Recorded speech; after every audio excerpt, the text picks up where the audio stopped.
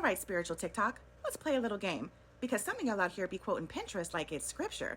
And now you got me out my bed late at night, so let's set the record straight on a few things. Myth number one, if you dream about someone, it means they're thinking about you. Verdict? Myth. This one is literally everywhere. But dreams are generated by your subconscious. It doesn't mean someone is tapping into your dream realm like a psychic FaceTime call. And it also doesn't mean that they thought about you before they went to bed. Often you dream about people because they represent something that's unresolved within you. And that can be an emotion or a memory or a lesson. So they are oftentimes a symbol, and it's not because they're obsessing over you in real time. The brain sorts through emotional clutter while you sleep. And people who left an emotional imprint, let's say good or bad, can show up even if they haven't thought about you in years. Carl Jung believed that dreams actually mirror inner psychic material and not external real-time thoughts from others. This myth became popular during the Tumblr and early IG quote era because it's romantic, and people who need to stay in their delusions needed something to hold on to. Myth or fact number two, if you're thinking about someone and they all of a sudden message you, that means it's a sign from the universe. Verdict? Sometimes true, but it's a little nuanced because it's often more coincidence. Yes, everything is energy and synchronicity is real, but we have to be careful not to confuse confirmation bias with cosmic alignment because coincidence, pattern, recognition, and shared algorithms are also very real. Your brain is wired to make connections. So if you've been thinking about someone, let's say a lot, and then they text you, your mind immediately goes to, oh my God, it's fate. But you might have noticed 10 other signs that just didn't land, and this is the one that stuck. Synchronicity is about patterns that show up with purpose and timing. According to the Bader-Meinhof phenomenon, once something becomes emotionally charged, your brain notices it more, which can create the illusion of synchronicity. However, discernment is everything. Not every sign is cosmic. Sometimes it's just cognitive bias. Myth or fact number three, you can absorb other people's negative energy just by being around them.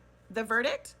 This is a fact, but there's also some nuance. Yes, we are energetic beings, and some people do feel more like emotional leeches. But if you're constantly getting drained, it's not just their vibe, it's also about your boundaries. You can be sensitive, but you're not a sponge with no say in what energy you take on. With practice, protection, and self-awareness, you can decide what sticks and what slides off. Quantum field theory and bioenergetics both support the idea that energy is exchanged, but only when there's an opening. So think emotional entanglement or trauma bonding or poor boundaries. This concept has gotten dramatized in recent years by the constant use of terms like energy vampires and empaths, but the root is real. In most traditions, there are practices to shield, cleanse, and strengthen your own field. And remember, protection isn't just about crystals, okay? It's nervous system regulation and emotional sovereignty. Myth or fact number four, if something bad happens after a spell, it's karma or spiritual punishment. The verdict?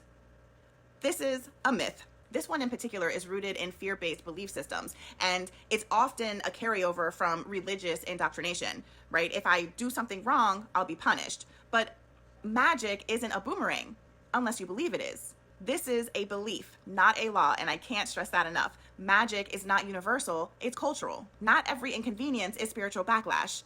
In chaos magic and animist traditions, belief shapes experience. So if you walk around expecting punishment, well, you're gonna find it, even if nothing spiritual was happening. This myth gets recycled through Wiccan interpretations of the threefold law, but not every witch is Wiccan. Folk magic, chaos magic, root work, and animist traditions don't operate on this system. Okay, different traditions have very different ideas about cause and effect in magic, and it's okay to question what you've been taught. So the moral of the story? Everything spiritual isn't factual, and everything factual isn't always spiritual. It's important to use and develop discernment. Drop a myth you want me to break down next time, because I've got time and I've got receipts. Until next time.